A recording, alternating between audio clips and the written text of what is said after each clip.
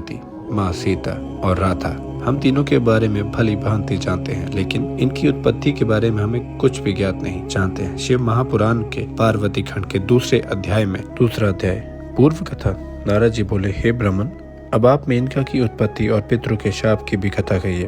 ब्रह्मा जी कहने लगे, हे नारद, मेरे पुत्र दक्ष की 60 पुत्रियां हुई, जिनका विवाह उसने कश्यप आदि महर्षि के साथ कर दिया था। उनमें स्वधा नाम वाली कन्या को उसने पितरों को दे दिया था, जिससे धर्म मूर्ति 3 कन्याएं उत्पन्न हुई।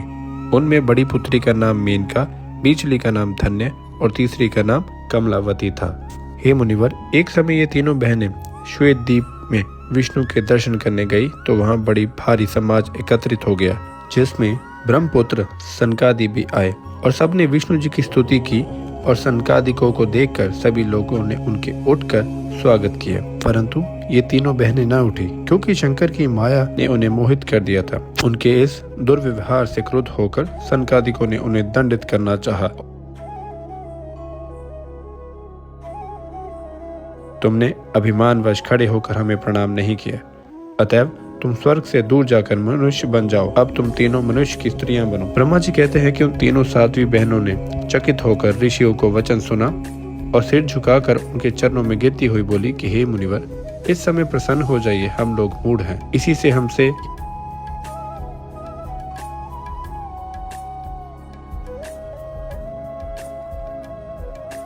शिव जी की माया व माया संत कुमार पर चढ़ बैठी। अब वह उनके शापोपदार की बात कहने लगे। उन्होंने कहा, हे पितरों की कन्या, अब तुम प्रसन्न होकर मेरे वचनों को सुनो। जिस प्रकार तुम्हें सर्वथा सुख प्राप्त होगा, हिमालय पर्वत हिम का आधार है।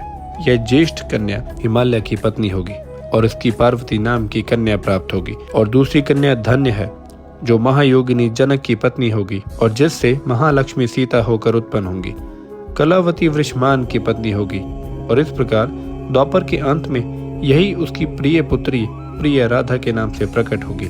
मेनका को पार्वती जी का वर प्राप्त होगा और वह कैलाश तक जाएंगे। दूसरी बहन धन्य सीता को उत्पन्न कर शीर ध्वज के मिलने पर बैकुंठ तक जाएगी। कलावती वृषमान को प्राप्त हो, उसके साथ कौतुक क्रीड़ा कर राधा के साथ जीवन मुक्त हो गोलोक तक जाएगी। इसमें संदेह नहीं। भला बिना विपत्ति उठाए भी किसी की महिमा होती है। अच्छे कर्मों वालों का दुख दूर हो जाने पर उन्हें दुर्लभ सुख प्राप्त होता है। तुम पितरों की कन्याएं हो, इसीलिए तुम्हें स्वर्ग का विलास ही चाहिए। इसलिए जब तुम विष्णु जी के दर्शन करोगी तो तुम्हारा कल्याण होगा। तुम शिव जी में भक्ति करने वाली हो, इससे तुम धन्य हो, मान्य हो और पूज्य हो। मीना में पार्वती देवी उत्पन्न हो, अपने कठिन तप के द्वारा शिव जी प्रिय और धन्य की पुत्री सीता रामचंद्र की पत्नी होगी तथा कलावती की पुत्री राधा कृष्ण की पत्नी होगी। ऐसा कह मुनिराज अंतर्ध्यान हो गए।